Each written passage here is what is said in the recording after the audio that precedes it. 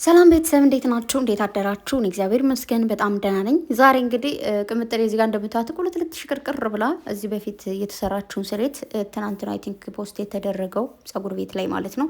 ቅምጥሌ ደግሞ ሪፖስት አድርገዋለች። በጣም ነው የምታምረው። ያት እስኪ ምንም አይነት ነገር ይህ ምንድን ነው የሚባለው አርቲፊሻል ምንድን ነው የሚባለው ስሙ ጠፋኝ። ፊልተር ምናምን የለውም። በነፃ እንደዚህ ቆንጅዬ ነች። እና ከዛ ደግሞ የእነንትና ልጆች የናቲን ልጅ እዩማ ቆማ እየሄደችላቸው ደስ ብሏቸዋል። አስፓልት ላይ እንደዚህ ይዘዋት እየሄዱ ማለት ነው። እሱን ፖስት አድርጋ ኮሜንት ላይ ደግሞ ውይ ብላታለች። እና እንዴት ነው ይሄ ልጃችሁ የራሳችሁ ልጅ ወይም ደግሞ የሆነ ሰው ልጅ እንትን ብሎ ስታዩት ማለት ነው። ልክ የሆነ የሰፈር ልጅም ይሁን የማንም ልጅ ብቻ ትንሽዬ ልጅ ቆሞ ማሄድ ገና እንደዚህ ዳዲ አይደለም የሚሉት መጀመሪያ ከዳዲ ወደ ቆሞ መሄድ ሲሄዱ ስታያቸው ማለት ነው። እግዚአብሔርን ያለው ፊሊንግ እንዴት እንደሆነ እናንተ አልገባችሁም። የሆነ እነሱ ራሱ ማለት ነው ያን ሰሞን እናት አባት ወይ ደግሞ እዛ ያን ህፃን የሚይዝ ወይ ደግሞ ያችን ህፃን ድክም ነው የሚሉት። ምክንያቱም እነሱ በአዲስ አይን በአዲስ እይታ በአዲስ አረማመድ ነው ያን ነገር የሚጨምሩት ማለት ነው። ምክንያቱም አዲሳቸው ነው። ቆመው መሄድ ይፈልጋሉ፣ ግን ደግሞ አይችሉም፣ ይወድቃሉ። እንደዚህ ገና ጥንቅልጥቅ ነው የሚሉት። በስነስርዓት እግራቸው አይጠቀጥቅም ነው አይረግጥም የሚባለው፣ እንደዛ ነው የሚሆኑት። ብቻ ግን ያን ፊሊንግ መቼም አትረሱትም። የምር ማለት ነው።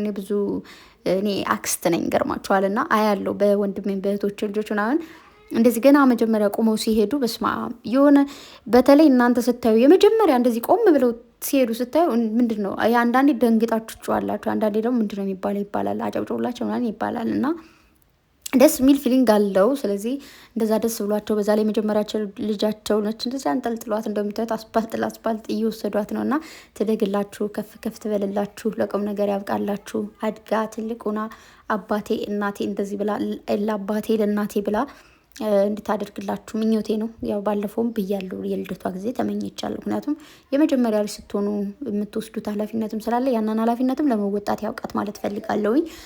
በመቀጠል ብሩኬ ስቶሪ አድርጓል። ስቶሪ ምንድን ነው? ከልክ በላይ መልካም የሆነን ሰው እንደ ጅል አትቁጠሩት። አንድ ቀን ምን አይነት ሰው እንዳጣችሁ ጊዜና የሰው ክፋት ያሳያል ብሏል። እና ያው ምንድን ነው ይሄ እንደ ሰውኛ ወይ ደግሞ እንደ ማንኛውም ሰው አንዳንዴ መልካም ያደረጉልንና ለእኛ በየዋህነት የተገዙን ሰዎች መልካምነታቸውን የዋህነታቸውን ተቀብለን እንደ ማንኛውም ሰው እንድንወዳቸው እንድናከብራቸው የሚያደርገን ነገር አለ።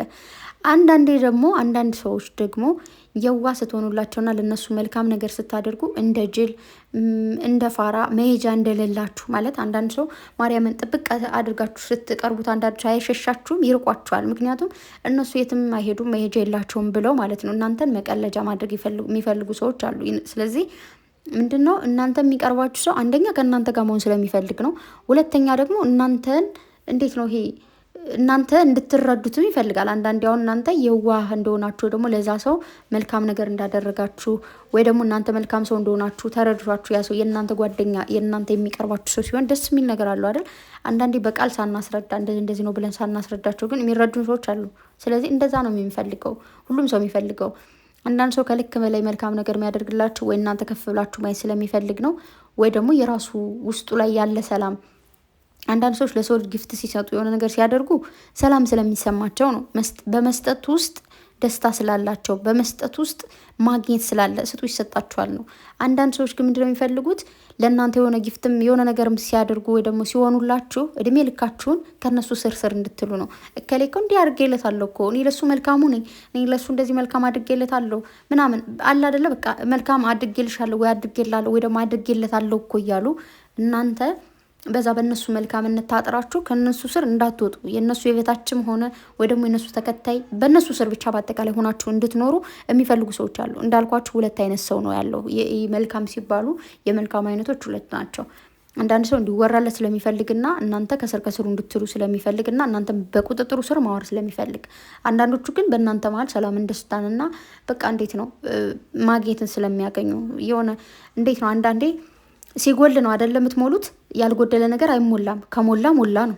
ስለዚህ ስጡ ይሰጣችኋል የሚባለው ምንድነው? ስትሰጡ ፈጣሪ ደግሞ በዚህኛው በኩል ይሰጣችኋል።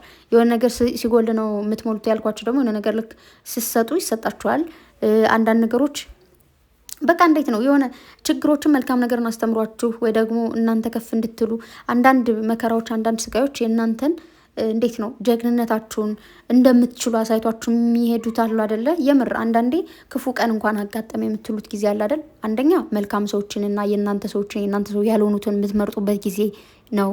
ሁለተኛ ደግሞ እናንተ ጠንክራችሁ እንድትቆሙ የሚያደርጋችሁ ጊዜ ነው። ስለዚህ ብዙ ነገሮች ብቻ ወደ ቤታችን ሲመጡ መልካም ነው ብዬ አስባለሁ። ስለዚህ እና ደግሞ በጣም ብዙዎቻችሁ ትናንት ነው በጣም ተሰምቶናል፣ ተናደናል። ደስ የማይል ነገር ነው፣ ከነሱ የማይጠበቅ ነገር ነው። ግን ደግሞ በጣም የሚገርመኝ ትናንት ሀብ ላይቭ ላይ ገብቶ ነበርና ሀብ ላይቭ ላይ ገብታችሁ ኤችቢ ለቅሶ ኤችቢ በቃ ማልቀስ፣ ከዛ ደግሞ ትገቡና ኤች ብላችሁ የሆነ የሚያስጠላ ነገር ጽፋላችሁ፣ ቢ ብላችሁ ደግሞ የሚያስጠላ ነገር ጽፋላችሁ። ዋት ዘስ ምንድን ነው? ምን እየሆናችሁ ነው እንዴ?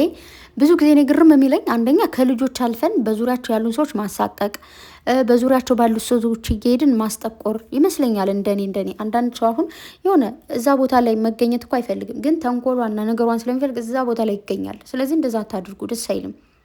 በየቦታው እየሄዳችሁ ስማቸውን አታንሱ። በየቦታው እየሄዳችሁ አትሳደቡ። በመሳደብ አይደለም የሰው ልጅ የሚመልሰው። ስድብ መሳደብ እኮ ቀላል ነው። ዝም ብሎ አፋችሁ እንደመጣ እኮ መበጠርቅ ነው። ምንም ችግር የለውም። ይሄ መልካምን ነገር ለመናገር ነው የሚከብደው፣ የሆነ ነገር ለማለት ነው የሚከብደው፣ የሆነ ነገር ለመመስረት ነው የሚከብደው እንጂ ለመበተን፣ ለማበላሸት እና መጥፎ ቃል ለማውረር ሲምፕል ነው፣ በጣም ቀላል ነው። ስለዚህ ወደ ቀልባችሁ ተመለሱ። እነሱ አጠፉና እናንተ ከነሱ ጥፍ አጥፉ ማለት አይደለም። እናንተ ስታጠፉ እነሱ ያጥፉ ማለት አይደለም። ስለዚህ ወደ ቀልባችሁ ተመለሱ ጨረቃዎችም፣ እንዲሁም ደግሞ አንዳንድ ጨረቃ ፋሚሊዎች ደግሞ ወደ ራሳችሁ ተመለሱ። የምር ተጣልተዋል፣ ድራማ ነው አትበሉ የምትሉም አላችሁ። እሱ እንደፈለጋችሁ ማሰብ የእናንተ መብት ነው። እኔ ይሄ ነው ልላችሁ አልችልም። በምታዩት ነገር እንትን ማለት ትችላላችሁ።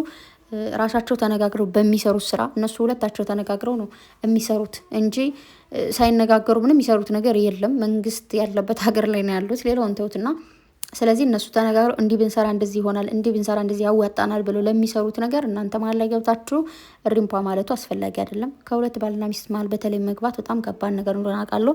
ግን ባየነው ልክ ደግሞ አስተያየት መስጠት መብት እንዳለን ደግሞ አውቃለሁ። አስተያየት የመስጠት መብት አለን ማለት ደግሞ እንደፈለግን ደግሞ አፋችን እንዳመጣ እንካፈት ማለት አይደለም። እንደፈለግን ኮሜንት መጻፍ ስለቻለን የማይሆኑ ኮሜንቶችንና ደባሪ ኮሜንቶችን መጻፍም ደግሞ አለብን ብዬ አላስብም። ስለዚህ ወደ ራሳችንና ወደ ቀልባችን እንመለስ። እንዲሁም ደግሞ ፕሊስ ጨረቃዎች ደግሞ ወደ ራሳችሁ ተመለሱ ማለት ነው ፈልገው። ሌላ ምንም ማለት አልችልም። ምክንያቱም እናንተ እርስ በርሳችሁ ስትከበሩና እርስ በርሳችሁ ስትከባበሩ ነው ሌላ ሰው ሊያከብራችሁ የሚችለው እንጂ እናንተ በዚህ ልክ እየተሰዳደባችሁ በዚህ ልክ ውርድ እያላችሁ ሌላ ሰው እንዲያከብራችሁ አጠብቁ። ምክንያቱም ማንኛውም ሰው ባስከበሩት ልክ ነው የሚያከብረው። አሁን ለምሳሌ ባልሽን አንቺ ስታከብሪው አንቺ እሱ እንደዚህ ጥሩ ነው ወይ ደግሞ ሚስትህን እንደዛ ስትል ቤተሰቦችህ ይወዷታል፣ ያከብሯታል። ግን አንተ ሚስትህን ዝቅ እያደረግ ባልሽን ዝቅ እያደረግሽ ጓደኛም ሆነ ቤተሰብ ሊያከብሩላቸው አይችልም። ቅድሚያ ምንድን ነው የሚባለው? ማክበርም መከበርም ከራስ ነው የሚጀምረው እና ተከባበሩ ማለት ነው የምንችለው። ሌላ ምንም ማለት አልችልም። በተረፈ መልካም ጊዜ ይሁንላችሁ፣ መልካም ቀን ይሁንላችሁ። ባይ